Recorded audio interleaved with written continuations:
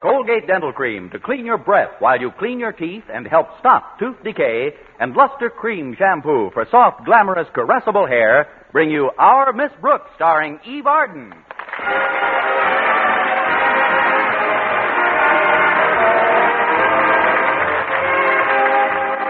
Yes, it's time once again for Eve Arden in another comedy episode of Our Miss Brooks, written by Al Lewis. Well, the football fever is sweeping through our schools once more, and Madison High School, where our Miss Brooks teaches English, is no exception. No, indeed. Most of the kids at Madison eat, sleep, and talk nothing but football. Of course, it doesn't affect me one way or another.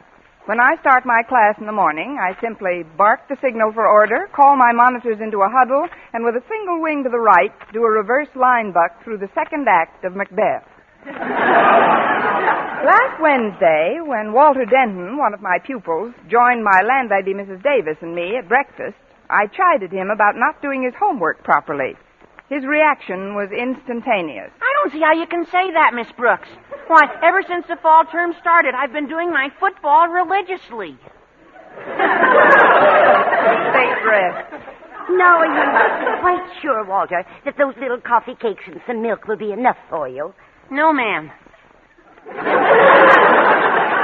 That's all I've got in the house. Oh, then it'll be enough. This boy's a realist. I wish I had something else to offer you. A growing boy should eat a big breakfast, especially an athlete like Walter. Athlete? Yeah, I told Mrs. Davis about it before you came into breakfast, Miss Brooks. I'm going out for the team this year. I've just got to get my letter. You? But, Walter, you don't seem to have too much aptitude for athletics. Who hasn't? Well, the only reason I didn't make the football team last year was because I hurt my arm trying out for the baseball team. Did you make the baseball team, dear? Oh, no, Mrs. Davis. But only because I hurt my foot trying to get my M in track. And I'd have made that, too, if my ribs weren't so sore from water polo. Well, that's one thing about Walter. If he doesn't get his M from Madison, he'll get it from the Mayo Brothers Clinic. And maybe you'll be luckier this season, Walter. Now, as soon as you finish moistening your fingers and picking cake crumbs off the tablecloth, we can get started for school. Okay, Miss Brooks. Gee, if I do make the team, I'll be playing alongside my pal, Stretch Snodgrass. He's one of the best athletes Madison ever had, you know. Really? Sure. He's a three-letter man. He's a three-letter man in my English class, too. After A, B, and C, he's a goner.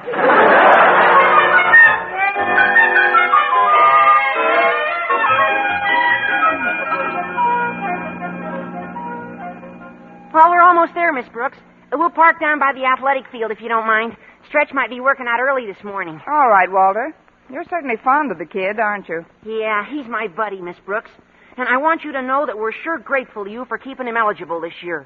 Gosh, if you didn't help him with his studies after school, I don't know what would happen. I do. Well, here's the football field. I'll just roll up these windows and lock the door. Well, you've got the ball. Why aren't you running with it? Gee, it came right through the window. Are you all right, Miss Brooks? If I am, I owe it all to my shatterproof skin. Yeah, sorry, folks. I don't usually kick them that crooked. Oh, that's okay, Stretch. Gosh, look at all that glass. Lucky the laces weren't cut. That football is school property. Well, I'm school property, too. Let's take a look at my laces. Well, I'm sure glad you're okay, Miss Brooks. Well, the reason I'm working out this early is because they're remodeling my room at home, and I had to sleep on our drafty back porch, and I got a bad king in my leg. You got a king in your leg? Yeah, you know, like when you pull a ligament. Yeah, those ligaments can sure cause a lot of trouble. Why aren't they remodeling your room, Stretch? Well, you know, our living quarters are behind my father's pet shop. Yeah? And Dad got a big shipment of marmosets in the other day, and he needs more space. But it's only temporary. It'll take a few weeks to switch the bedrooms around, then I'll be back indoors again. Yeah, but meantime, you can get a bad draft and pull another ligament. Or even bruise a tendon. No kidding, Stretch. You got to find another place to sleep. Walter's right, Stretch. Wait a minute. Haven't you got an aunt who lives alone? You mean the one you met at the movies the other night? Yes. She seemed inordinately fond of you. Oh, that's just the way she acts. She really likes me.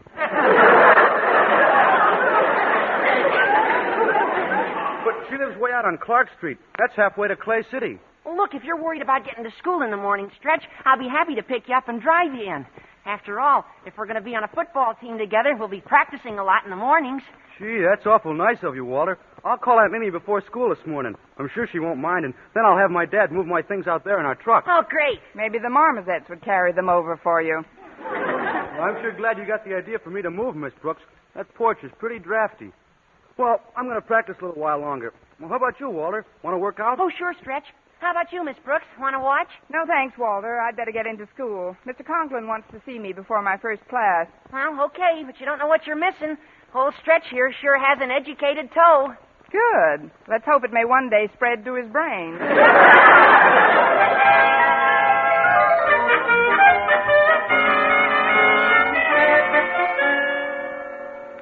Miss Brooks, I've summoned you here to my office to commend you for the splendid work you're doing with Stretch Snodgrass. Well, thank you, Mr. Conklin. But you've got to keep that boy eligible for football. If Madison's team doesn't make a presentable showing this season, I'll never hear the end of it from Jason Brill. Clay City's principal? The same. He's the bane of my existence, Miss Brooks. We've been rivals a good many years. Oh, even before you were principals of rival schools? Before we were teachers. Even in state normal, I found him abnormal. He'll go to any lengths to defeat and embarrass me. Now, Brill phoned me last night and said he'd be dropping in to see me this morning. He said he'd have a juicy bit of news for me. Well, if he thinks he's got juicy news for me, I've got still juicier news for him. Do you know what it is, Miss Brooks? You're opening an orangeade stand.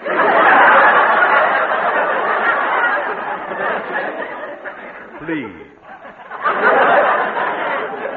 I just learned that Biff Mooney, one of the greatest college football players, is interested in a high school coaching job in this part of the country. I've already opened negotiations for his services by mail, and it's a foregone conclusion that he'll accept my offer. I can't wait until I see the expression on Brill's face when I tell him about it.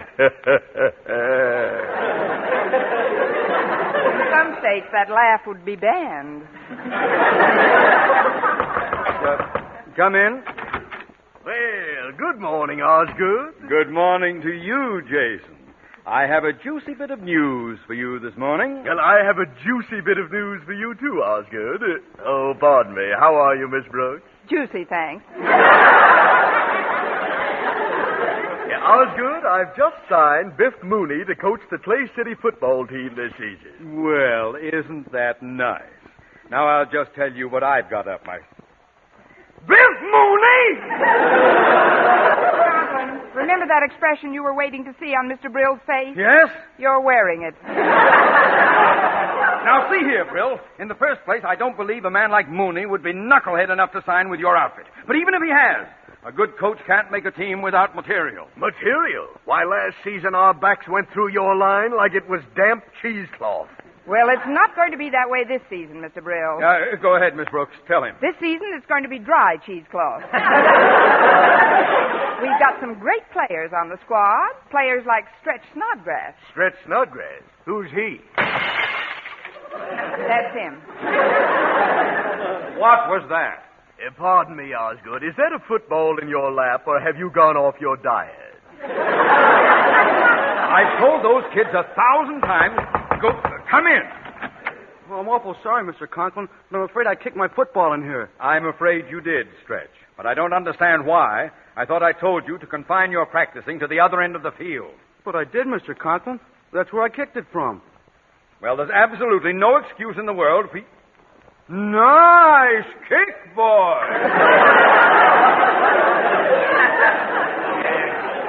You mean to tell me that ball was propelled here by that boy's foot? It wasn't flown here by one of his Blue Jay cornplasters. That, Mr. Brill, is our Stretch Snodgrass, one of the greatest triple threat quarterbacks in the country. Stretch, this is Mr. Brill, principal of Clay City High. Hi, sir. Hello, son. Tell me, where did you learn to kick like that? Oh, it's just natural with me, I guess. But if you don't mind, I'd rather not discuss football no more this morning. I just got some bad news about my pal, Walter Denton. He's been cut off the football squad. Why, Stretch? Because he was the 29th man on it, and we only got 28 uniforms. Well, it would be a little embarrassing if he were sent in as a substitute. I don't see how a spindly pippet like Denton could go out for the team in the first place. He couldn't carry a football in a wheelbarrow. Please, Mr. Conklin, you're talking about my pal. There's nothing he wouldn't do for me. Gosh, when he heard I was moving out to my aunt's place on Clark Street, he even offered to pick me up every morning. Did you say you were moving to Clark Street? Yes, sir. It's way out in the 3900 block. Yeah, but that's halfway to Clay City. Why, you're in a district that...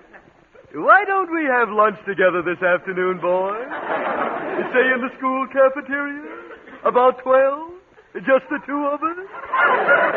From the picture, you were meant for me? Now, see here, Brill. Tell me, boy, do you kick them that far often? Well, without I should do any boasting, I almost never done no kicking which the ball don't travel over 70, 80 yards hardly. Amazing. And how do you pass? In English, by the skin of his teeth.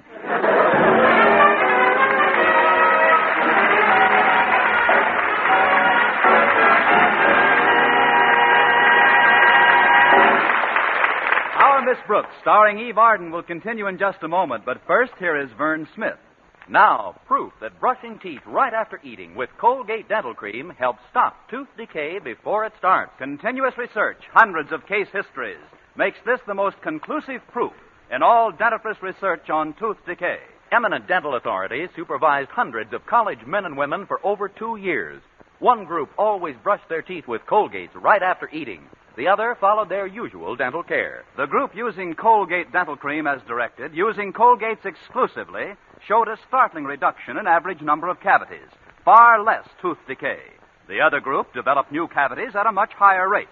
No other dentifrice offers proof of these results. Modern research indicates decay is caused by mouth acids, which are at their worst after meals or snacks. When you brush your teeth with Colgates right after eating, you help remove acids before they can harm enamel. Yes, Colgates contains all the necessary ingredients, including an exclusive patented ingredient for effective daily dental care. And remember, Colgates cleans your breath while it cleans your teeth.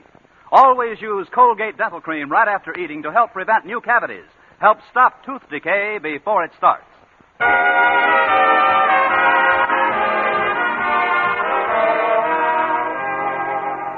All during my morning classes, I worried about Jason Brill having lunch with Madison's star quarterback. When I communicated my fears to Mr. Conklin, he said, Miss Brooks, we've got to find out what that blackguard is up to at all costs. So when lunch period finally rolled around, I followed the blackguard into the school restaurant and borrowed an apron from one of the girls behind the steam table. Come over here to this corner table, Stretch. We won't be disturbed here. Okay, Mr. Brill. Now, sit down, my boy. Now then, there's something I must talk to you about in strictest confidence. In strictest confidence. It concerns your football career. Who gets the lima beans? Miss Brooks, I thought this was a self-service cafeteria. Oh, it is, Mr. Brill, except when we have a distinguished visitor like yourself. Then I like to see that he's well taken care of. I brought you each the blue plate. Just what I wanted. Succotash and lima beans. Thanks, Miss Brooks. You're perfectly welcome, Stretch. Now, please continue with your confidential conversation, gentlemen.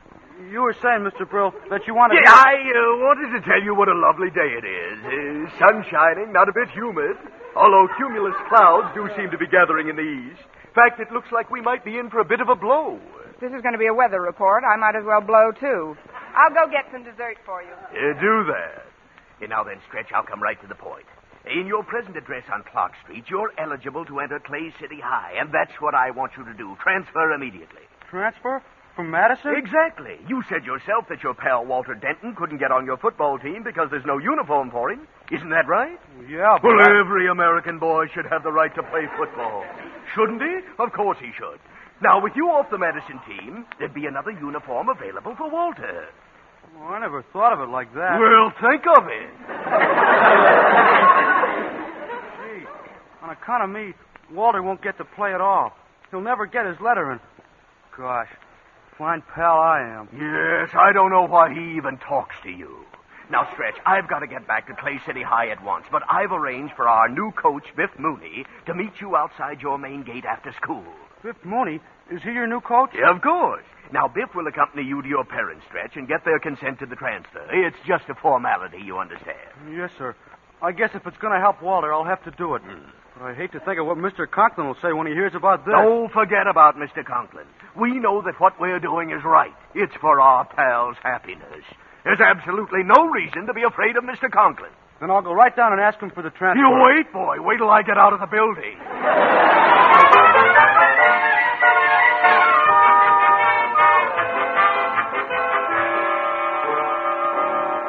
So you see, Mr. Conklin, every time I got near the table, they were talking about the weather. Well, perhaps our fears were exaggerated, Miss Brooks. Granted, Brill might try to get away with something. Oh, come in. Well, it's Stretch Snodgrass. Come right in, my boy. Sit down. Here, take my chair. Sit by the window. Shall I open it for you? Do you want the fan on? Hot towel, pedicure. Mr. Conklin, you don't know what I'm here for. If you're worried about that window you broke this morning, forget it. What a kick that was.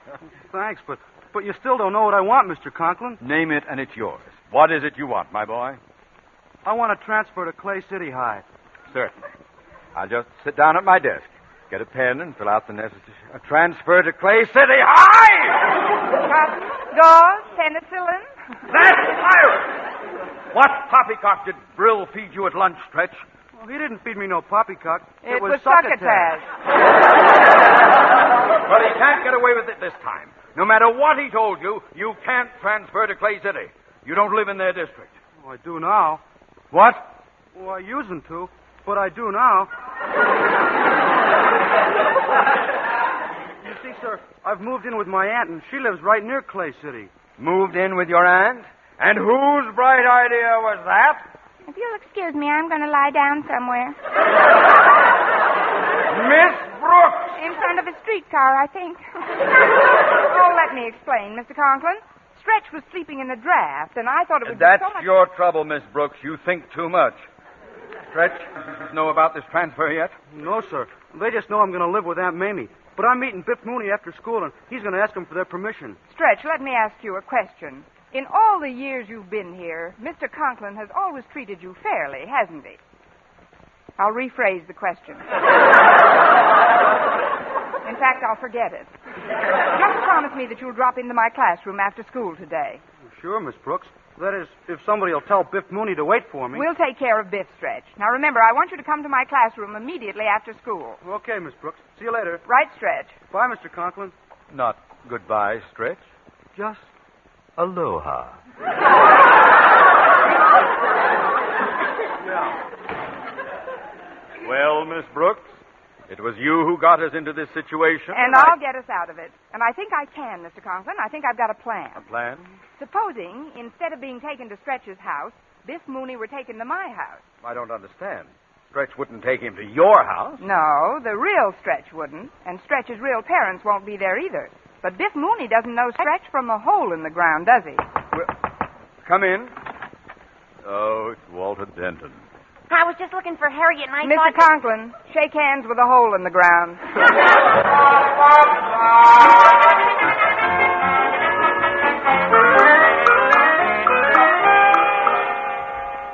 I just can't believe that you're Stretch Snodgrass. Oh, sure I am, Mr. Mooney.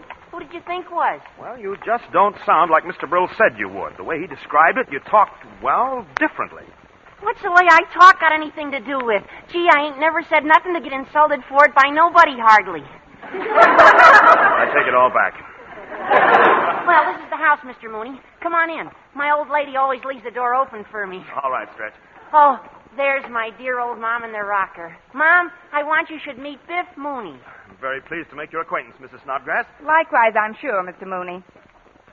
If you'll pardon my saying so, ma'am, you seem hardly old enough to be the mother of such a big boy. Ain't it the truth? Now, what can we do for you, Coach? Coach? Well, how did you know I was a football coach? Well, it's a cinch you don't crochet no doilies for a living.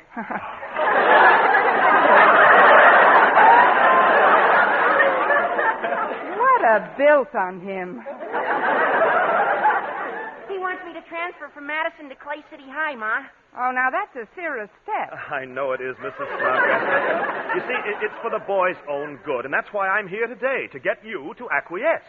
Stretch, this guy's getting fresh. Trun him out. Don't you see, ma'am, we just want your sanction. My what? You're okay. You're okay, too, but what do you want? We want Stretch to transfer to Clay City High. Well, I don't know. This here Madison learns him pretty good. I think we'll keep him where he's at. Oh, please, Mrs. Snodgrass, now don't be hasty. Maybe we should discuss this with Mr. Snodgrass as well. Oh, sure. Pop's right in the next room. I'll call him. Come on in here, Pop! Meet the little man, Mr. Mooney. Oh, I'm delighted to know you, Mr. Snodgrass. Yous are too kind. We'd like to get your permission for Stretch to transfer to Clay City High, Mr. Snodgrass. Oh, it's a wonderful school. Nothing doing. Transfers is for streetcars. No, our boy wouldn't be happy in no Clay City High. That there school just don't offer no advantages, no how.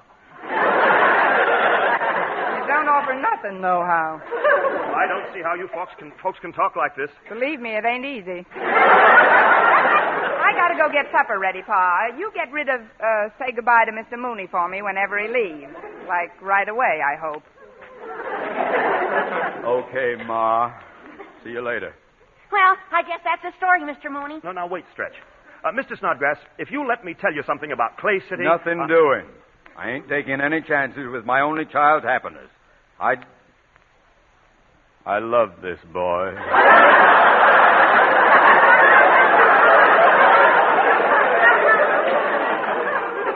Papa, dear.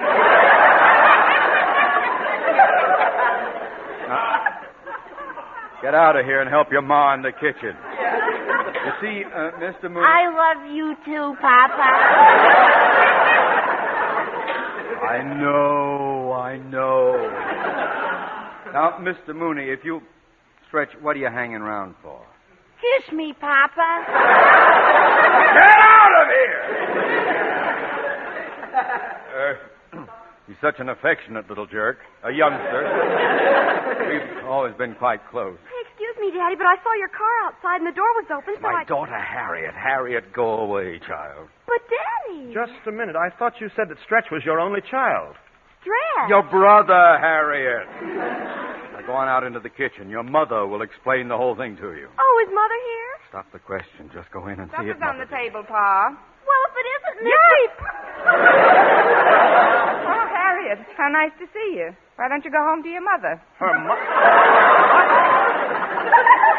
She did come home to her mother. Ma!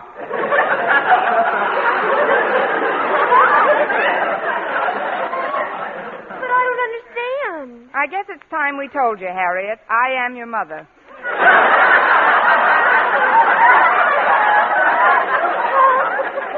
Your father and me, we've been secretly married for 16 years. But I'm almost 17. I'm over 17. I was hoping you wouldn't notice it. What is this all about? Mrs. Snodgrass, I demand to know the truth. Mrs. Snodgrass? You might as well know the whole story, Harriet. As a poor but honest immigrant, I entered this country illegally.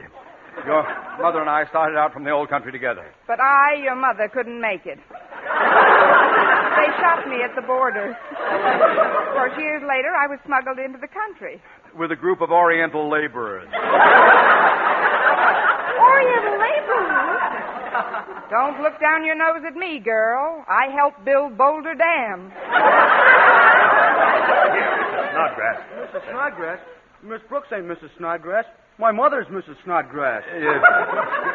Go away, boy. We're busy. But, Mr. Conklin, I waited in Miss Brooks' classroom like she said, and... Mr. Conklin? Miss Brooks? Say, what is all this, and who are you? Well, I'm Stretch Snodgrass. Stretch Snodgrass. Oh, did you call me Biff? Biff. Are you Biff Mooney? Well, I was when I came in here, but right now I was... Oh, it was absurd to think that this ridiculous scheme would work. This is the real Stretch Snodgrass, Mr. Mooney. If he wants a transfer, I guess there's nothing we can do to stop him. And after all that iodine I used at the border. But I won't need no transfer now, Mr. Conklin. That's what I come over to tell Miss Brooks. I talked to the manager of the football team just now, and he said they're getting another uniform, so Waller can be on the team, too. Oh, boy, that's great, Stretch. Hey, instead of living with your aunt, you can move in with me. You can move in with me. You can move in with... You can sleep in the gym.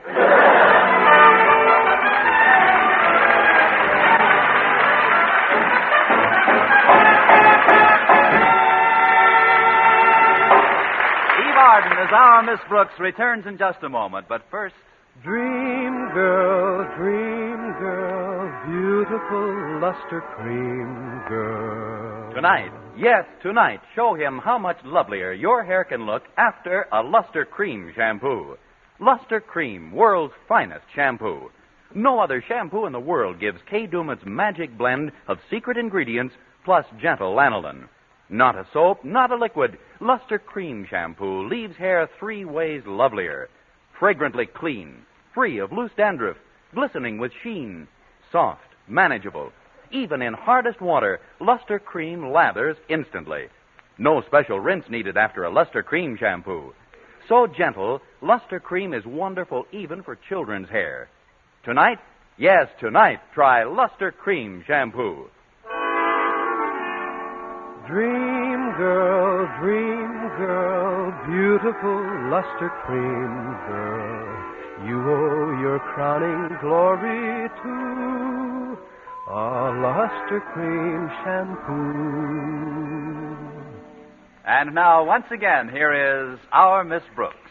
Well, after the smoke had cleared away, and also Walter, Stretch, and Harriet, Mr. Conklin and I took a very bewildered Biff Mooney by the arms and pointed him toward the nearest streetcar. And now, Mr. Mooney, you may return to your unscrupulous employer and tell him that once again he has been soundly defeated by superior brain power. Thank you, Mr. Conklin. Mr. Conklin, I did get a contract from Mr. Brill, but if he's going to get me into things like this all the time, I've got a good mind not to sign it. Well, if you'll excuse me now... Hold on there, boy. You say you haven't signed your coaching contract with Clay City? That's right, sir. Well. Mr. Mooney, why don't we have dinner together at my place? There's something I'd like to discuss with you. Why, I guess that could be arranged. Fine. We'll have dinner at 8. Care to join us, Miss Brooks? No, thanks. I'm going to Clay City tonight to see the fireworks. Fireworks? Unless I've miscalculated, if you and Biff are having dinner at 8, Mr. Brill should be blowing his top at 9.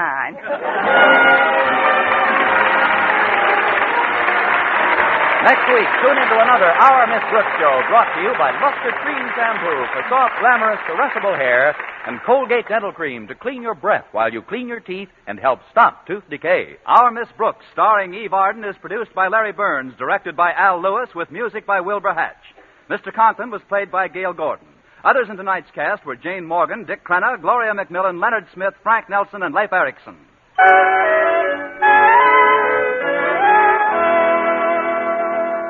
Men, do you shave with a lather or brushless shave cream?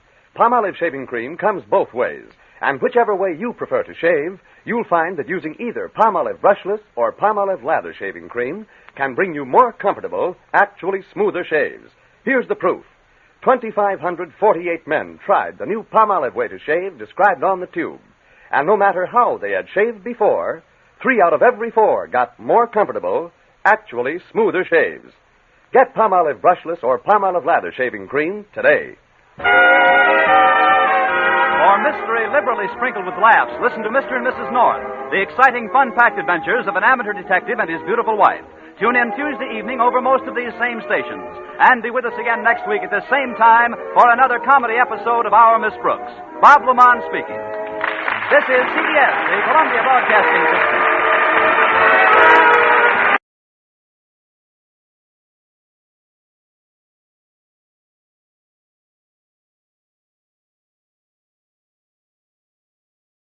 Colgate Dental Cream to clean your breath while you clean your teeth and help stop tooth decay, and Luster Cream Shampoo for soft, glamorous, caressable hair bring you Our Miss Brooks, starring Eve Arden.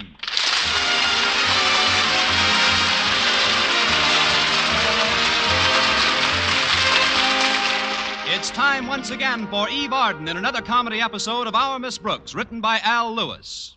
Well, they say that absence makes the heart grow fonder. And if that's the case, Connie Brooks, who teaches English at Madison High School, should feel a bit more hopeful about her bashful biologist, Philip Boynton.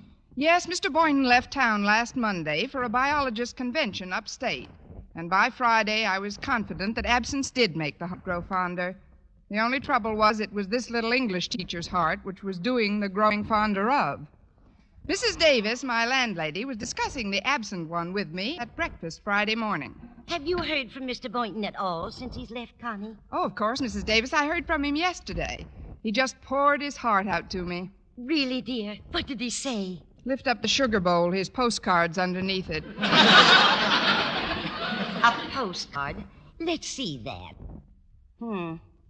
Having wonderful time. Glad I am here. Then he says, no more for now. Writer's cramp must have set in. That's just his subtle way of informing me that he's too busy to write me a letter. But he won't be gone too much longer. Well, I think you're foolish to sit around and twiddle your thumbs while he is gone. After all, there are other fish in the sea. Yes, but on my salary, it's a little tough to make the bait as attractive as it should be. Although Mr. Leblanche did ask me for a date last Monday evening. Mr. Leblanche, the French teacher? That's right. Why, he's charming, Connie, and so handsome. Did you accept? Of course not, Mrs. Davis. I'd just seen Mr. Boynton off on the train. Well, the next time Mr. Leblanche asked you to go out with him, I think you should go.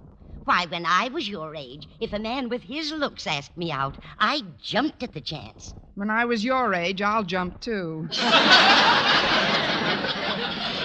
I'll get another chance to go out with Mr. Leblanche. He's been very attentive all week.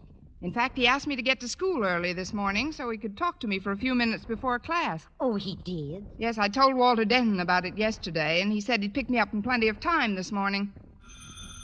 That's what I like, a kid who keeps his promises. Come in, Walter. I left the latch off for him. Hiya, Miss Brooks, Mrs. Davis. Well, breakfast isn't finished yet, I see. Not like it's going to be when you sit down. Pull up a chair, dear. Any news from Mr. Boynton since yesterday's postcard? No, Walter. He wasn't kidding when he said no more for now. Oh, well, you won't be lonesome. Not with Mr. Leblanche around. Mr. Leblanche? That's the second time his name has popped up in the last 5 minutes. Did you say popped up, Connie? Yes, why? I knew there was something I'd forgotten. I put 2 slices of bread in the toastmaster over an hour ago. I'll be back as soon as I make a few extra slices.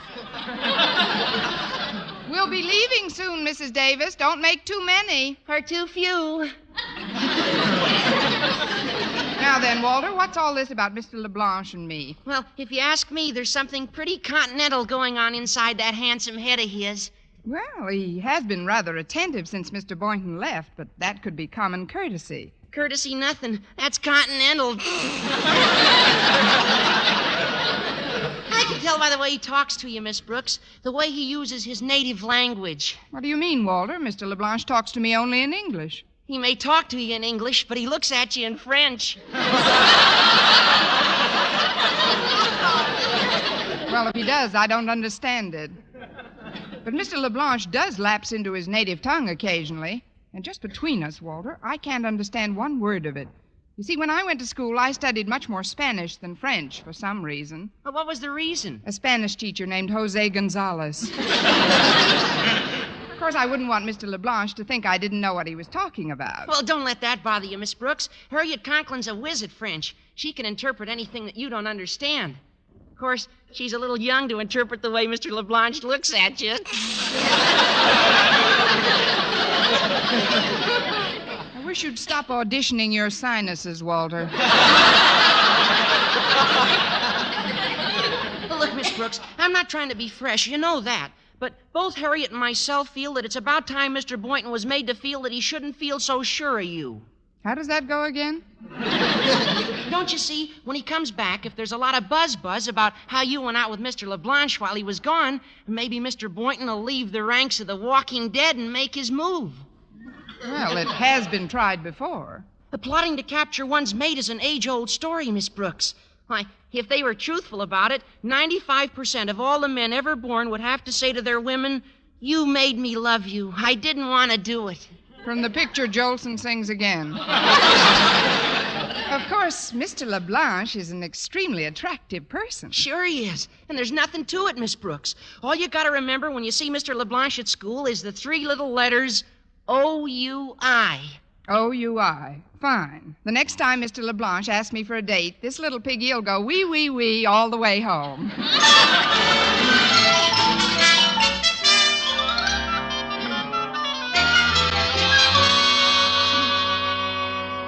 Da Da da da da da da da da da da. Do entree. Good morning, Miss Brooks. I hope I do not interrupt something. Oh, not at all, Mr. Leblanche. I was just combing my cactus. Pardon? This little plant on my desk here. Oh. One of my pupils gave it to me. It was quite a surprise the way he gave it to me, too. He hid it on my chair. Won't you sit down? Oh, merci, mademoiselle. What did you want to talk to me about, Mr. Leblanche? Well, Miss Brooks, beautiful Miss Brooks. For some time now, I felt that you are... as I look on you, Miss Brooks, I feel that you're not only a lovely to look at person, but one who... Miss Brooks, are you listening to me? You lost me after beautiful.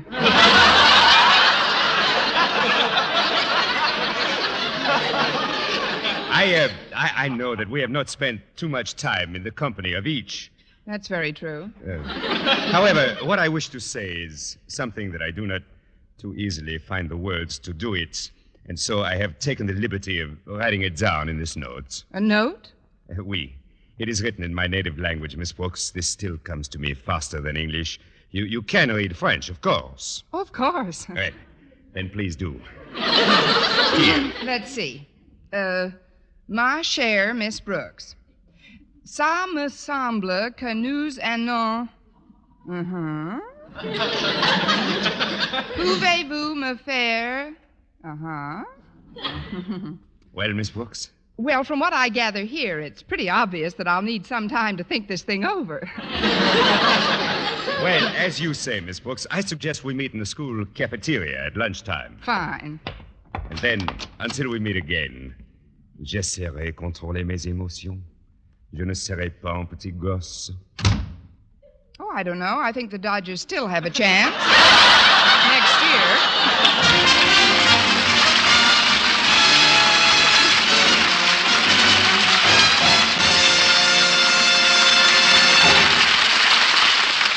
Our Miss Brooks, starring Eve Arden, will continue in just a moment. But first, here is Vern Smith.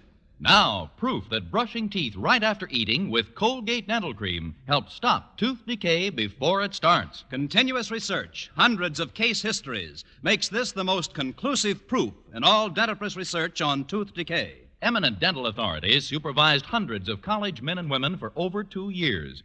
One group always brushed their teeth with Colgates right after eating. The other followed their usual dental care. The group using Colgate Dental Cream as directed, using Colgates exclusively, showed a startling reduction in average number of cavities, far less tooth decay. The other group developed new cavities at a much higher rate. No other dentifrice offers proof of these results. Modern research indicates decay is caused by mouth acids, which are at their worst after meals or snacks. When you brush your teeth with Colgates right after eating, you help remove acids before they can harm enamel.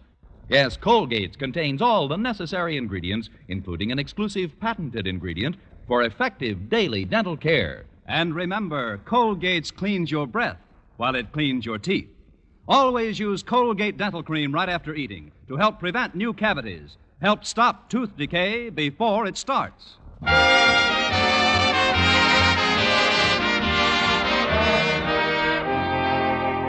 Well, when lunch period rolled around, I hastened toward the cafeteria, hoping to find Harriet Conklin so I could get a translation of Mr. Leblanche's note.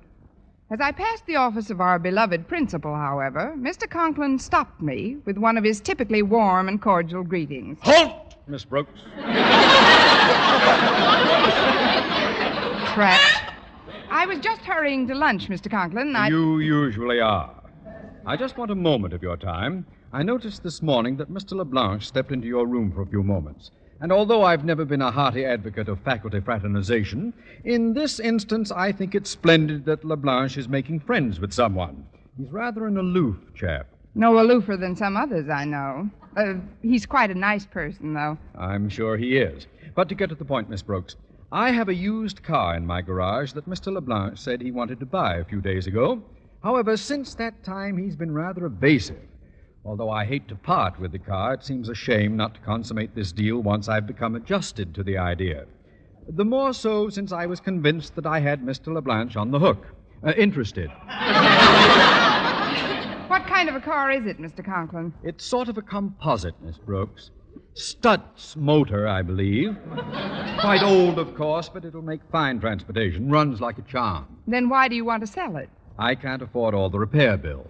That is to say, I bought a new used car about 6 months ago, and the price they offered me on a trade-in was so ridiculous, I decided to sell it privately. Oh. Frankly, I was amazed at the rapidly declining interest in the Stutz automobile. Hence, I'm willing to part with it for a measly $50. I'd feel selfish about holding on to it. I see what you mean, Mr. Conklin. Why should you let that beautiful car rot in your garage when some lucky fellow could be pushing it all over town? Miss Brooks, I am not a man to shilly-shally. I'd take it as a personal favor if you encouraged Mr. Leblanche to go through with this deal. Oh, but Mr. Conklin, And thanks for whatever efforts you put forth in this matter. Good day.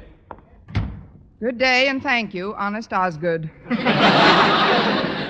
Miss Brooks. Are you going to have lunch with the fabulous Frenchman? Eventually, Walter, but first I'd like Harriet Conklin to translate this note he gave me. He says he writes better in his native language. Note, huh? Oh, we're making progress, all right. Let's see it. I've had 3 terms of French. You've had 3 terms of first-term French. I'd better wait for Harriet. Please, Miss Brooks, Harriet might be late. You don't want to let Mr. Leblanche cool his heels in the cafeteria, do you? Why not? Eating lunch with hot heels is very uncomfortable. Now, give me the note, Miss Brooks. If it's not too tough, maybe I can translate it. Ça me semble que nous avons un bien amitié. Oh, sure. This is simple, Miss Brooks. It merely says that he thinks you're wonderful and that he has long worshipped you from afar. What? And that now he cannot stay away another moment, but must have a date with you at once. Well. I knew it, Miss Brooks. He's stuck on you. Now, go on into that cafeteria and give him a quick wee. I'll go as quickly as I possibly can. See you later, Walter. Now we're getting someplace. Wait till Mr. Boynton comes back. Pardon me, Walter, but how long have you been standing here alone, cackling? Oh, hi, Harriet. I just translated a French note that Mr. Leblanche gave Miss Brooks, and Oh, gosh, I forgot to give her back the note. No? But, Walter, you can hardly understand a word of French, even after 3 terms. Well, that's all right. Neither can Miss Brooks. She was in love with a Spanish teacher named Gonzales when she was a kid. And that's why it was so easy for me to translate for her. All I had to do was make a guess at it. A guess? Sure. Oh, what would a Frenchman put in a note to a woman? It's got to be about l'amour toujours. Mr. Leblanche is a romantic figure, all right. I'll bet he writes a beautiful love letter. Here, let me read it, Walter. Okay. Now, what does it say? It says, Dear Miss Brooks, as there is no other member of the faculty who can help me at this time, I must ask a favor. It doesn't sound very romantic so far. Well, quiet, Walter. Listen to this. I have promised to buy our principal's car, but due to a most mortifying shortage of finances, I must borrow $50 immediately if I am to keep my word. Can you lend it to me? Anxiously, Paul Leblanche. How do you like that guy? He's not wooing her. He's biting her.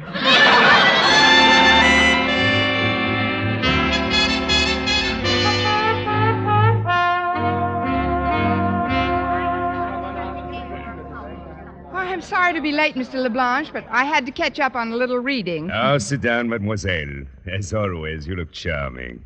And now then, about my notes. What is your answer? The answer? Oh, by all means, oui. You mean it? Of course. Oh, how marvelous. You are an angel, a dream girl, a dream girl. I'm also a luster cream girl.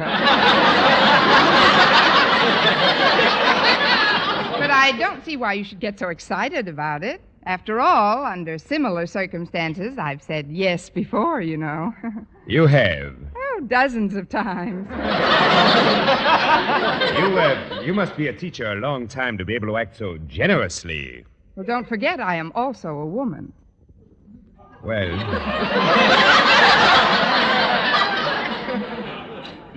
You have said yes to me. That is the main thing. Now tell me, Miss Brooks, when can I pick it up?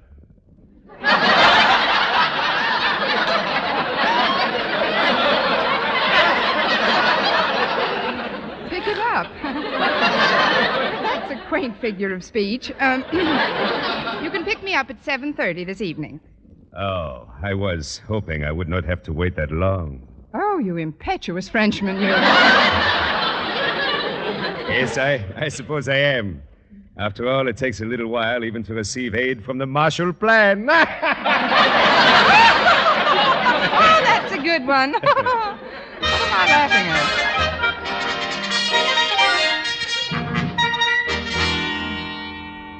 You better think of something mighty fast, Walter. It was your meddling that got Miss Brooks into this mess. Yeah, I know it, Harriet.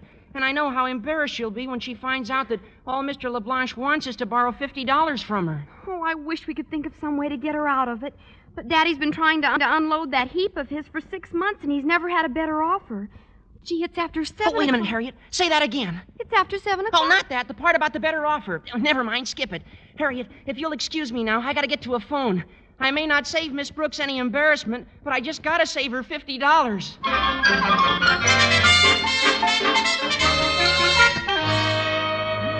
You look absolutely lovely, Connie. I'm sure Mr. Leblanche will be enchanted with you from the moment he arrives. Oh, it's nice of you to say so, Mrs. Davis. And now, if you don't mind, I'll stay here in my room for the rest of the evening. Oh, I don't mind. In fact, I'll close the door for you. Thanks, dear. Have a nice time. Da-da-da-da-da, da-da-da-da-da. I'll be right there, Mr. Leblanche. Don't break your neck. It's not Mr. Leblanche. Well, Mr. Conklin, this is an unexpected intrusion. A pleasure. Come in. Thank you. Well, you are a super salesman, Miss Brooks. I am? I don't know what you told Leblanche in the cafeteria today, but it certainly nailed him down. He asked me to meet him here tonight to close the deal on that jalop, that bargain I'm selling him. He asked you to meet him here? Oh, now, isn't that cute? He probably wants to take me for a ride. Did you bring it with you? Yes. I towed it over. Now, I've got the ownership papers right here, and as soon as Mr. Leblanche I'll arrives... get it. Welcome, Mr. Leblanche. Come on in. Oh, good evening, Miss Brooks. Well, alone at last, eh? Yes, indeed. You'll be alone in no time. I'm a man that likes to do business fast. Here are the ownership papers, Leblanche. Take them. Oh, thank you, sir. But first, You're getting a great buy tonight, Leblanche, isn't he, Miss Brooks? Oh, a dilly. Think of it. Just $50 for a car that's only been driven 129,000 careful miles. By its original 12 owners. Please, Mr. Conklin, if you will wait one moment for me, I must speak with Miss Brooks alone. Will you come into the kitchen with me, Miss Brooks? The kitchen? But... Go ahead, Miss Brooks. I'll wait right here in the living room. Probably needs a little more reassurance. Go to it. What am I, a teacher or a used car dealer? Well, Miss Brooks, the time has come. Now we can get together, eh? In the kitchen?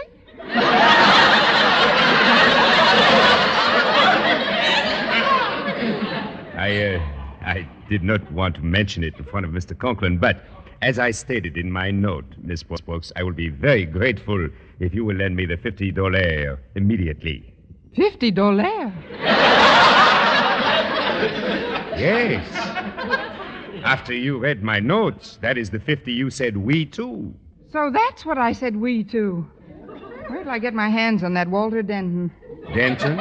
I don't understand. No, neither did he. Him and his first-term French. Look, Mr. Leblanche, I'll try to break this to you as gently as possible. About the $50. Oui? No, not exactly. In French, what's the opposite of oui? No. That's it. I non got it.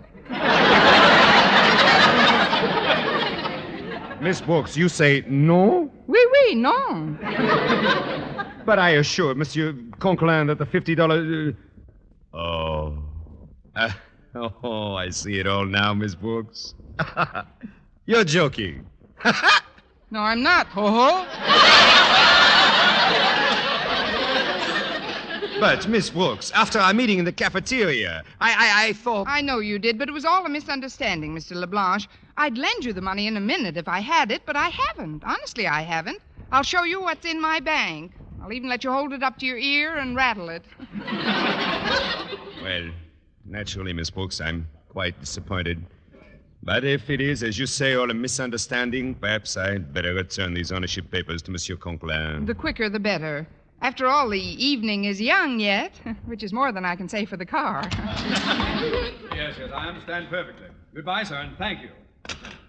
Oh, I took the liberty of answering your phone, Miss Brooks. As it happened, the call was for me. I left word at home where I could be reached. Now then, Mr. Leblanche. Allow me to speak first, sir. I am certain that your car is every bit as wonderful... Just a moment. Miss Brooks, would you step into the kitchen with me, please? Why not? I sort of miss the old place. Excuse us, Mr. Leblanche. Miss Brooks, now that I've already given Leblanche the ownership papers, the minute he hands me $50, the deal is official.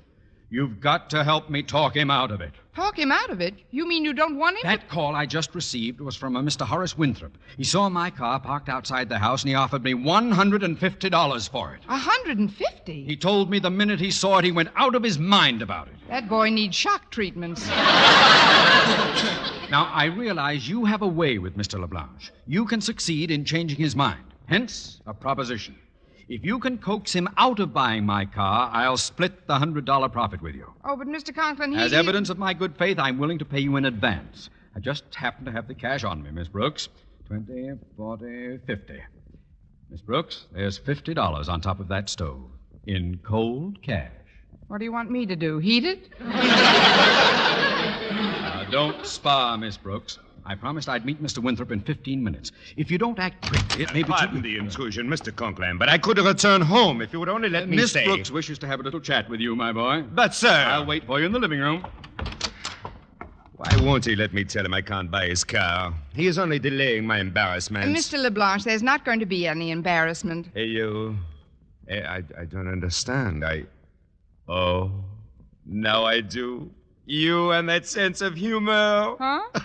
On the stove, my $50. Oh, now, just a minute. That isn't... Oh, Mr. Conklin! Mr. Conklin! Yes? Mr. Conklin, I have your $50. He certainly has. Congratulate me. I am now the proud owner of a Stutz. Vive la repair bills. Miss Brooks, you failed. Give me back my money. Patience, Mr. Conklin, patience. Mr. Leblanche, I forbid this sale. Give him back the 50, Mr. Conklin. Give it to him. Oh, of course. Here you are, Leblanche. But Miss Brooks... There's something you ought to know about that car, Mr. Leblanche. You can't get it started no matter how hard you crank it. Its battery is dead, its spark plugs are dragging, and its rear end doesn't spark.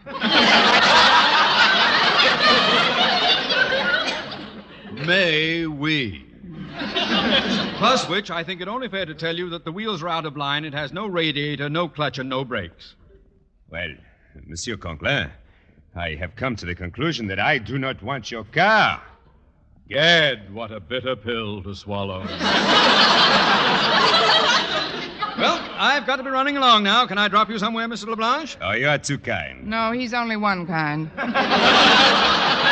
But it's still early, Mr. Leblanche. Isn't there something you'd like to do?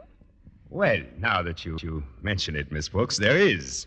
I know of a used car lot not far from here with $50. Oh, if you would drop me there, Mr. Conklin, something might catch my fancy. Very well. Come along, my boy. Oh, good night, Miss Brooks. Good night, my fancy. And thank you for you-know-what. You're welcome for no, I don't. The last time I saw Paris... What happened, Connie? Did I hear Mr. Leblanche leave? Yes, you did, Mrs. Davis. But it's only 8:15. Where did he go? He went to a used car lot. But don't worry about him, Mrs. Davis. He should feel right at home there. What do you mean, Connie? Most of their motors aren't running either.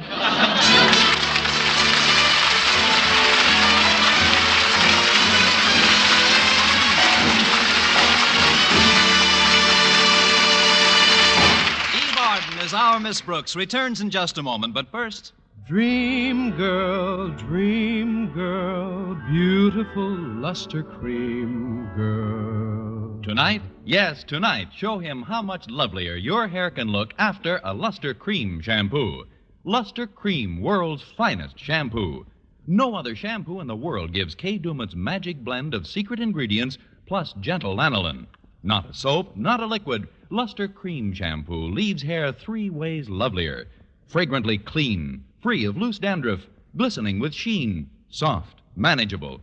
Even in hardest water, Luster Cream lathers instantly.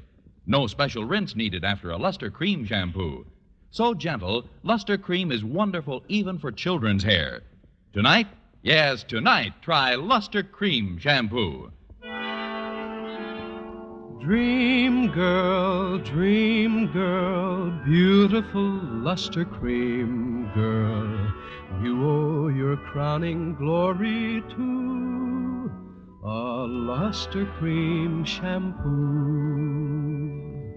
And now, once again, here is our Miss Brooks. Well, 5 minutes later, while I was looking in the French dictionary for the translation to why did I bother in the first place, the telephone rang. Hello? Hi, Miss Brooks. It's me, Walter Denton. Oh, it's you, Walter. Now, please, Miss Brooks, I know you got a right to be mad at me, but you got to give me a chance to explain. I would have come over in person, but I wanted to wait until Mr. Conklin had left. He's gone, isn't he? Yes, Walter, everybody's gone. Good.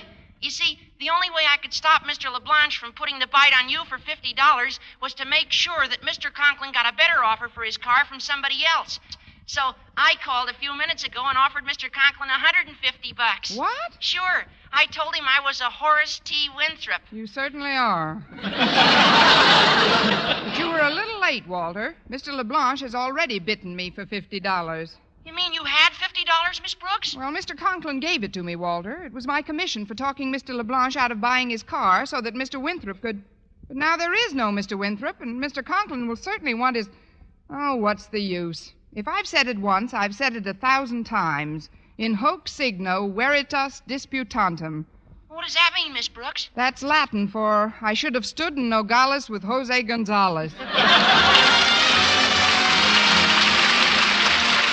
Next week, tune into another Our Miss Brooks show brought to you by Luster Cream Shampoo for soft, glamorous, caressable hair and Colgate Dental Cream to clean your breath while you clean your teeth and help stop tooth decay. Our Miss Brooks, starring Eve Arden, is produced by Larry Burns, directed by Al Lewis, with music by Wilbur Hatch.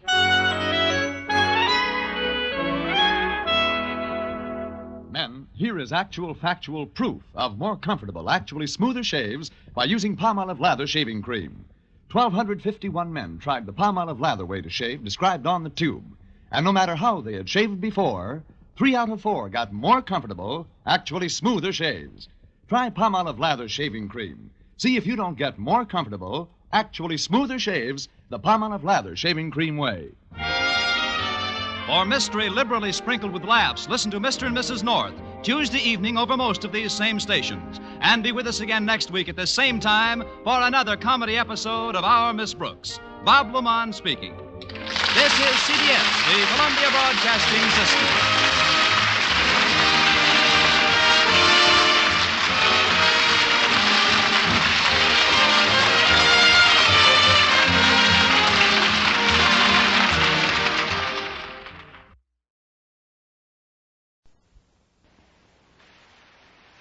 Colgate Dental Cream to clean your breath while you clean your teeth and help stop tooth decay, and Luster Cream Shampoo for soft, glamorous, caressable hair bring you Our Miss Brooks, starring Eve Arden.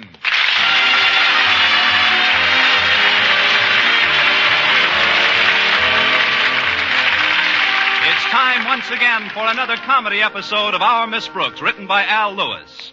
Well, old friends, like old songs, are said to be mellow with age. Our Miss Brooks, who teaches English at Madison High School, feels that this is very definitely true. Especially when it comes to our beloved principal, Osgood Conklin. Although Mr. Conklin isn't exactly old, or actually a friend, he does remind me of an old song. Sweetest little fellow, everybody knows. Don't know what to call him, but he's mighty lacking in something. What it is formed the topic of our conversation last Friday morning when my landlady and I sat down to a particularly early breakfast. Here's your coffee, Connie. Thanks, Mrs. Davis. I can't understand your constant friction with Mr. Conklin. He isn't naturally mean, is he? I should say not. He's had to practice for years. Oh, it isn't all his fault. I think a lot of his bad temper is due to his high blood pressure. I guess it is. When did he get his high blood pressure, Connie? 5 years ago this coming February. I see. Tell me, Connie, when did you join the faculty at Madison? 5 years ago this coming February. That is a coincidence, isn't it? It could be, but I'm sure Mr. Conklin doesn't think so. You're so right, Mrs. Davis. He blames me for almost every little accident that occurs at school. That's why he's made me school safety supervisor. It's his ironic way of getting even. Getting even? For what? Oh, a few little incidents that occurred last week. What kind of incidents? Well, like last Wednesday after school. I happened to be leaving the building just as Mr. Conklin started down the steps, and I noticed a pencil lying right in his path. Naturally, I didn't want him to slip on it. Did you pick it up? Oh, there wasn't time for that. All I could do was jump forward and nudge him aside. Well, that certainly couldn't have made him angry. I nudged him down the whole flight of stairs. My goodness, Connie, was he badly hurt? Oh, he wasn't hurt at all. Just a few lacerations here and there. And his glasses were as good as new after some minor repairs. Minor repairs? 2 new lenses. Anyway, now you know why Mr. Conklin declared this to be Safety Week at Madison. Well, I think it's a splendid idea. If everyone took proper precautions, accidents couldn't happen. Except to Mr. Conklin. Now, if you'll excuse me, I better get ready. Walter Denton's picking me up early today so I can check things before Mr. Conklin's inspection tour. All right, dear. Oh, before you go, would you like another egg or some more toast? No, thanks, Miss Davis. If I'm going to travel in Walter's car, I've got to watch my weight. The last time I rode up front with him, the back wheels didn't touch the ground once.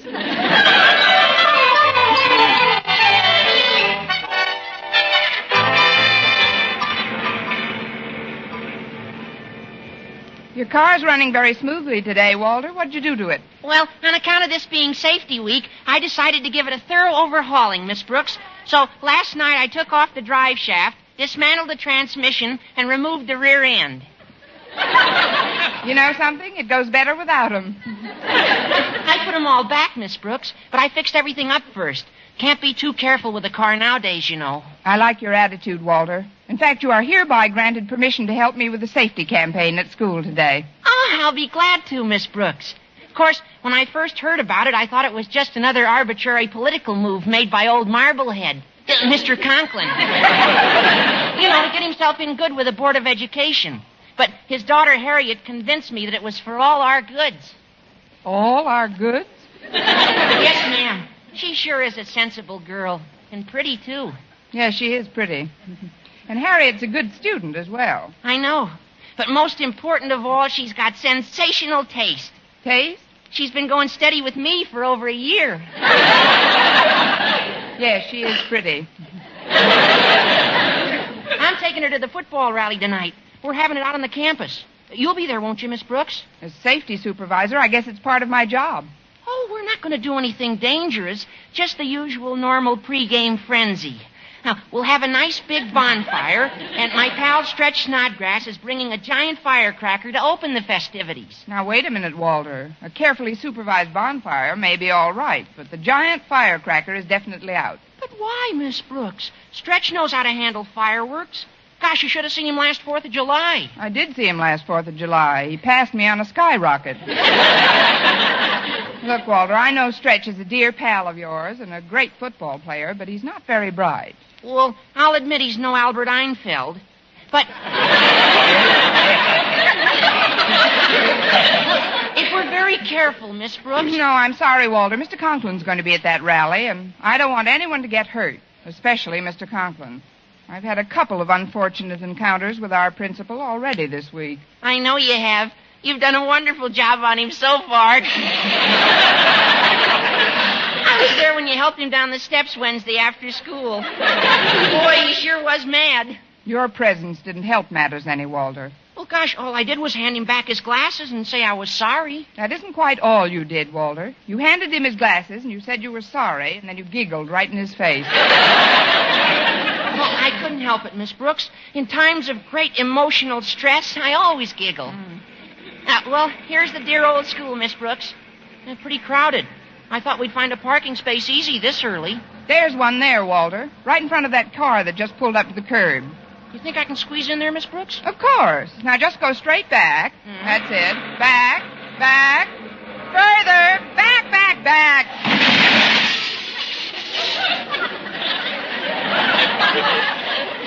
You've got about a foot.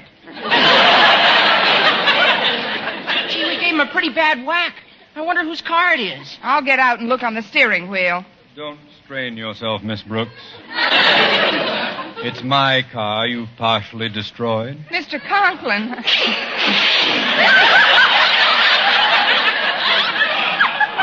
I'm terribly sorry, Mr. Conklin, but I'm sure there wasn't any great damage. Our rear bumper took most of the strain. Your rear bumper took most of the glass out of my headlights, too. I'll get those fixed up for you in a jiffy, Mr. Conklin. I'll just run over to the repair shop. Shut And... up. Leave it to me, Mr. Conklin. I'll see that it's all taken care of. Oh, your front door is still open. Yes, I know. It does that whenever I'm hurled to the sidewalk. I'll close it at once. Oh, let me do it for you, Mr. Conklin. It's not safe to have our car doors swinging open, you know. I'll get it. Seems to be stuck. Miss Brooks, did it ever occur to you that there might be a reason why my car door won't close?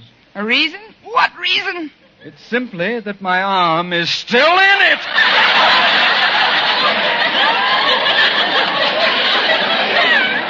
Oh, I'm sure we'll be able to... Your arm? Oh, is it hurt, Mr. Conklin? I'm becoming inured to pain. But now that you've started your day in an ideal manner for a safety supervisor, I suggest that we continue on into school. Of course, sir. Just one thing, Miss Brooks.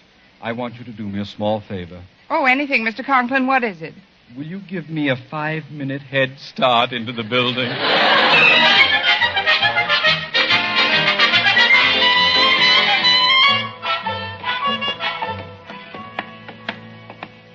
Well, we've still got a few minutes before class, Walter. Come into my room and we'll map out the rest of the day's safety measures.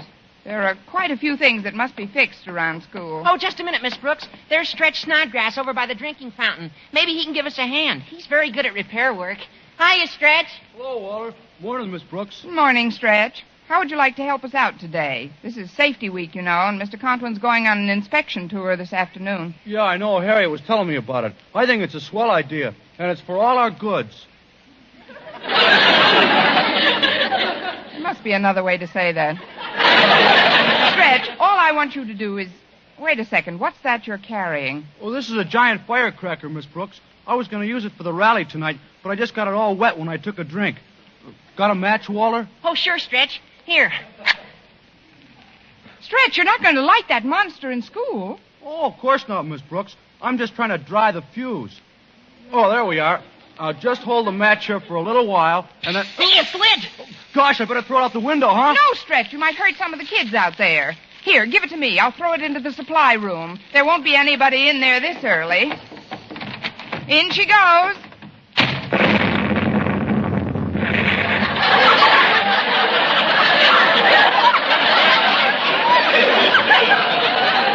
Oh, thank goodness we got rid of that thing without hurting anyone. Look, Miss Brooks, the doorknob. It's turning. But who could possibly have been in there? Who else?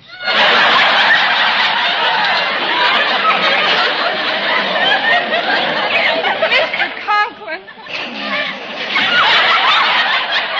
Quiet, Walter. Gosh, Mr. Conklin, what did you do to your tie? It's all black. Who threw the hand grenade at me, He went that way, Mr. Conklin. We didn't get a very good look at him.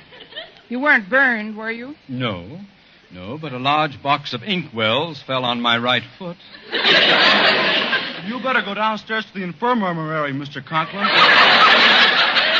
We'll help you. Here, give me your hand, Mr. Conklin. You'll get it later. I'll try to limp over to the freight elevator and go down to the first aid room.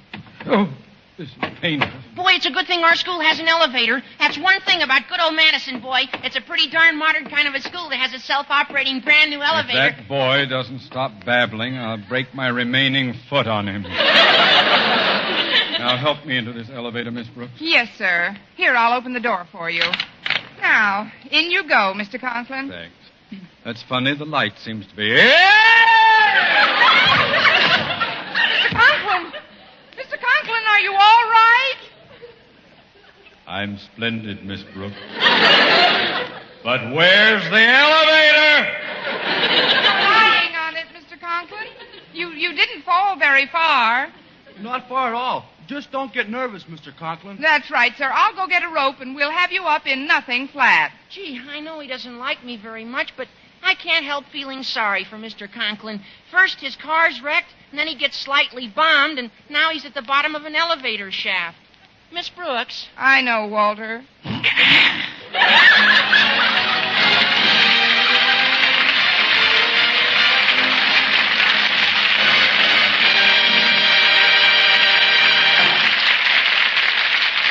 Our Miss Brooks, starring Eve Arden, will continue in just a moment, but first, here is Vern Smith.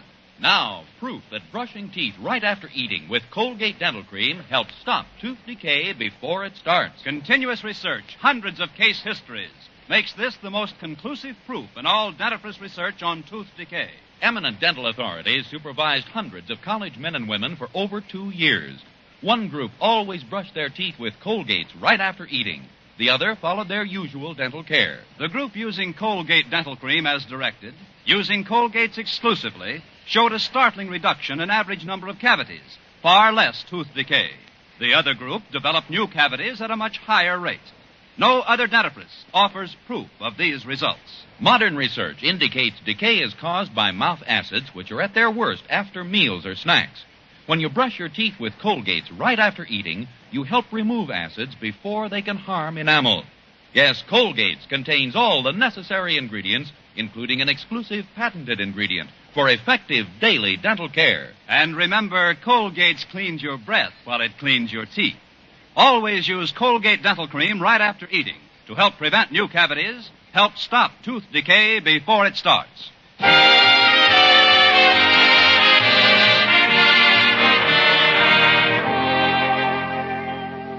Well, after placing an out-of-order sign on the elevator and instructing the custodian, Mr. Jensen, to repair the safety gate as soon as possible, I resumed my hobby, teaching.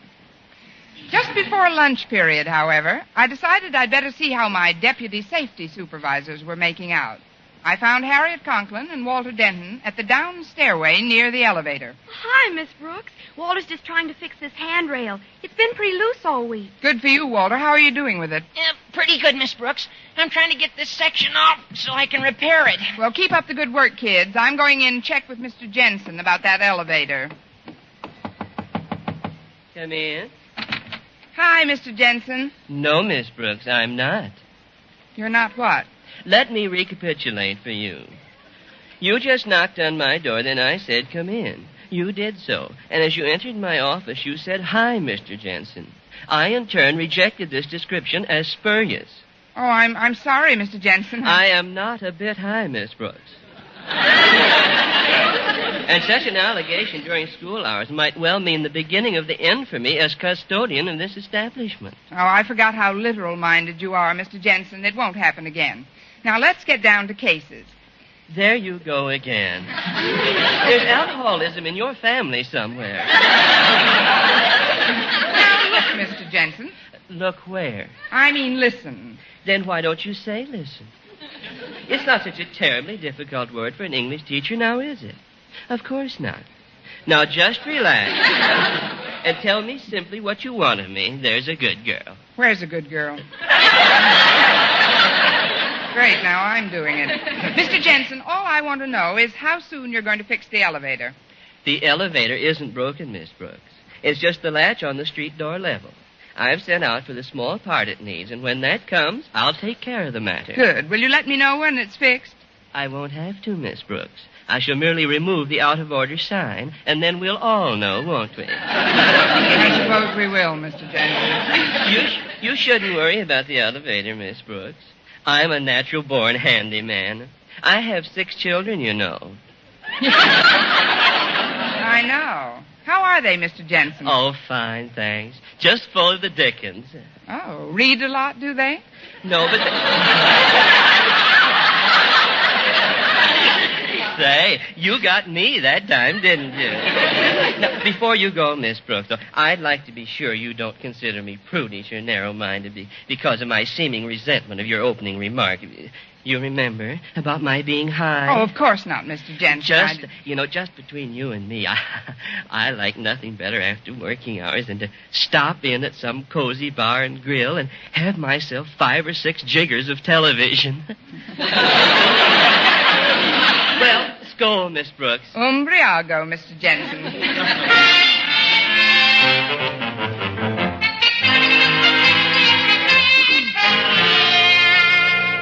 I don't like to curtail a teacher's lunch period like this, Miss Brooks, but I'll explain the reason in a moment. First, how are things in the safety campaign progressing? Fine, Mr. Conklin. The elevator will be attended to very shortly, and everyone is pitching in to help put Safety Week over in a big way. Good. And, Mr. Conklin, may I say that in spite of some of the unfortunate incidents of the day, you look very well indeed. I do? Yes, sir. Your bandages are extremely neat. Thank you. They do a nice job downstairs in the infirmary.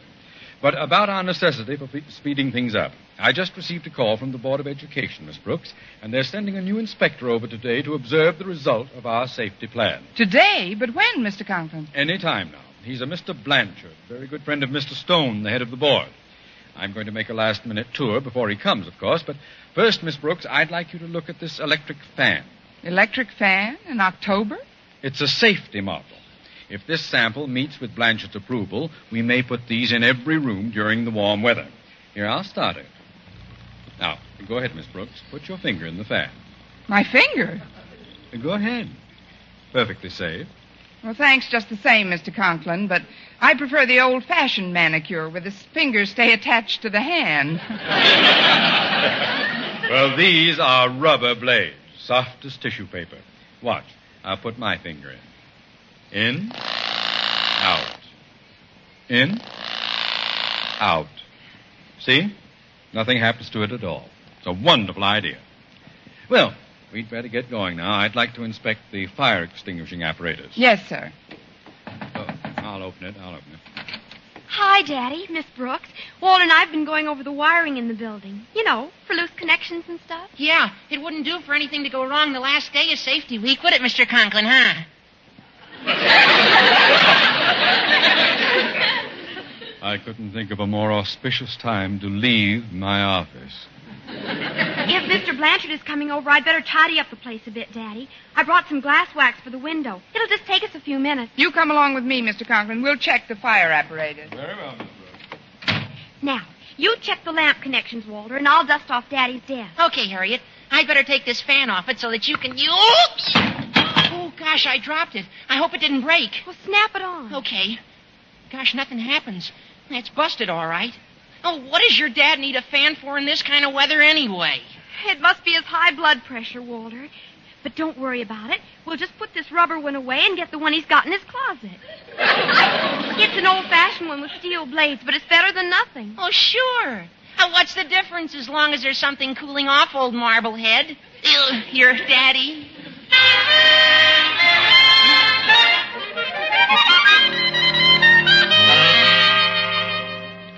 The nozzle of this fire extinguisher doesn't seem to be hanging just right. What do you think, Miss Brooks? Well, I'm not really an expert nozzle hanger, Mr. Conklin, but maybe I can straighten it out a bit. Be careful with it, Miss Brooks. When tilted at a certain angle, these things can be treacherous. Oh, I'll be very careful, sir. Just take it like this and... You certainly were careful, Miss Brooks. Not a drop missed me. Take my hanky, Mr. Conklin. Here, I'll put this thing back where it's... Put that thing down! Yes, sir. Oh! Oh, my foot! Oh, it cut right through to my instep. Now I've got to go down to the infirmary again. Oh, what can I say to you, Mr. Conklin? There's nothing you can say to me now, Miss Brooks, but I'll have a few things to say to you when I come back upstairs. I'm afraid you'll have to walk down, Mr. Conklin. The out-of-order sign is still on the elevator. Maybe if I help you... You've helped me enough for one day, thank you. Now go away. If I take it easy, I think I can negotiate these stairs. Wish I had my glasses on. Oh, well, I'll just take a firm grip on the handrail. Oh, about that handrail, Mr. Conklin.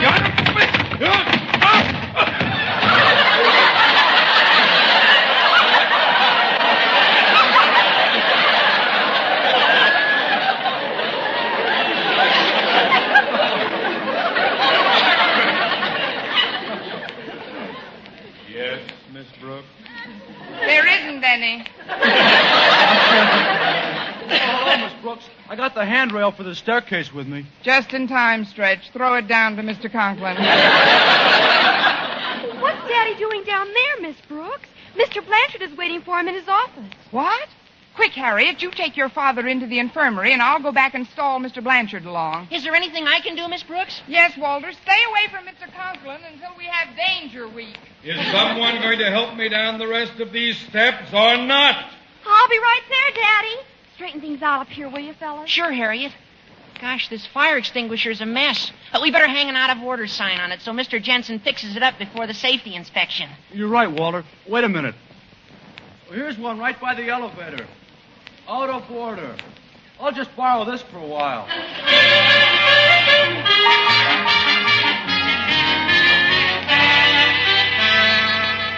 So you see, Mr. Blanchard, as safety supervisor for Madison High, I've worked very closely with our principal. In other words, Miss Brooks, you've been at Mr. Conklin's side constantly. Oh, yes, indeed. I've been at his side, on his feet, in his hair. That is to say, we've worked hand in hand all through the week. Fine.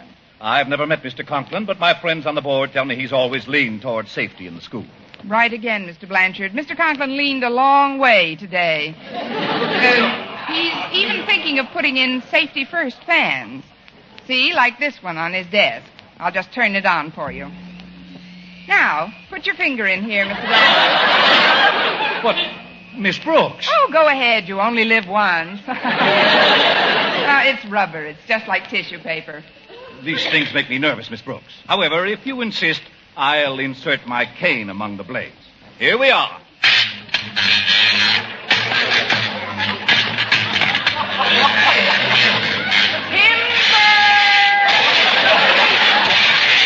Shut this thing off. Yes, sir. I can't say I like my introduction to Madison High, Miss Brooks. If this is your idea of a joke. Oh, no, sir. It's no joke. Somebody must have switched fans on me. Well, I think perhaps I'd better meet Mr. Conklin and... Ouch! One of those flying splinters lodged in my thumb. Let's see. Oh, come on, Mr. Blanchard. We'd better go down to the infirmary. The infirmary? But it's just a sliver. Please, sir, follow me. That's one thing we insist on at Madison. Prompt care must be taken of the slightest accident. But, Mr. Conklin, I've got to see him and... Well, this is a shortcut. Yes, Mr. Blanchard, in this institution, we believe in safeguarding the health and well-being of every man, woman, and beast. A child. Where are we going, Miss Brooks? Well, fortunately, we won't have to walk down to the first aid room. I see the out-of-order sign has been removed from the elevator. Elevator? But if it's only one floor down, we... Oh, I wouldn't think of it, Mr. Blanchard. The stairs are not safe without the handrail. Here, I'll open the door for you. After you, sir? Thank you, but the light seems to be... Oh, no! Pardon me, Miss Brooks, but I understand Mr. Blanchard has arrived. Tell me, has he been here very long? No, sir. He just landed. He wanted to see the infirmary, so I thought I'd take him down. And the out-of-order sign is off the elevator, as you can see, so it was only natural for me to suppose Stop that... babbling, Miss Brooks. Jensen... I've got to meet this gentleman. If he's in the elevator, that's where I...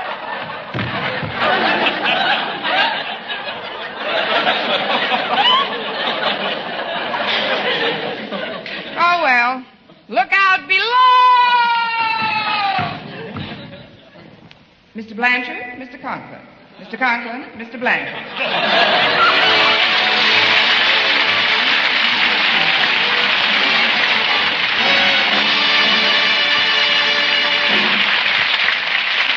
Eve Arden as our Miss Brooks returns in just a moment, but first...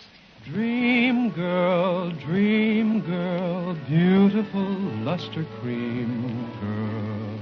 Tonight, yes, tonight, show him how much lovelier your hair can look after a Luster Cream shampoo. Luster Cream, world's finest shampoo. No other shampoo in the world gives Kay Daumit's magic blend of secret ingredients plus gentle lanolin. Not a soap, not a liquid. Luster Cream Shampoo leaves hair 3 ways lovelier. Fragrantly clean, free of loose dandruff, glistening with sheen, soft, manageable.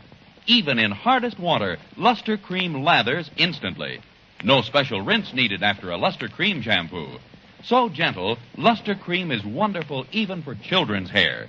Tonight, yes, tonight, try Luster Cream Shampoo. Dream girl, beautiful luster cream girl, you owe your crowning glory to a luster cream shampoo. And now, once again, here is our Miss Brooks. Well, after Mr. Blanchard awarded Madison High a safety pennant with a picture of a skull and crossbones on it, I left the scene of the crime and hurried home. That night, I phoned Mr. Conklin to see if he felt any better. And just as I hung up, my landlady, Mrs. Davis, came into the room. Was that Mr. Boynton, Connie? No, Mrs. Davis. He's still away at that biologist convention, but he'll be back next week. I just had the most peculiar conversation with Mr. Conklin. What did he say? He just recited a little rhyme to me. It's one I haven't heard since I was a kid. A rhyme? Which one, Connie? He just said, "Sticks and stones can break my bones, and you didn't do a bad job either."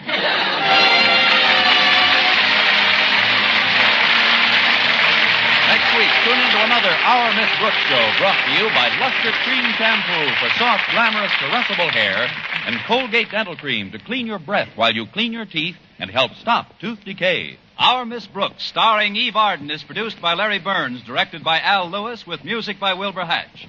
Mr. Conklin is played by Gail Gordon. Others in tonight's cast were Jane Morgan, Dick Crenna, Gloria McMillan, Leonard Smith, Bob Jellison, and Ed Begley.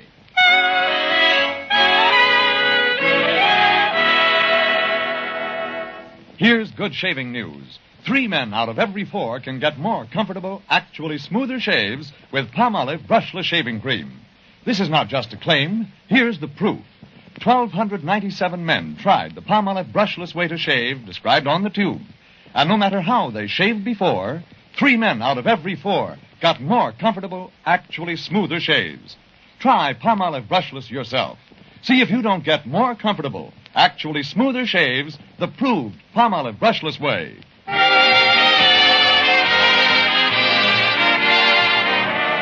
For mystery liberally sprinkled with laughs, listen to Mr. and Mrs. North, the exciting, fun-packed adventures of an amateur detective and his beautiful wife. Tune in Tuesday evening over most of these same stations. And be with us again next week at this same time for another comedy episode of Our Miss Brooks. Bob Lamont speaking. This is CBS, the Columbia Broadcasting System.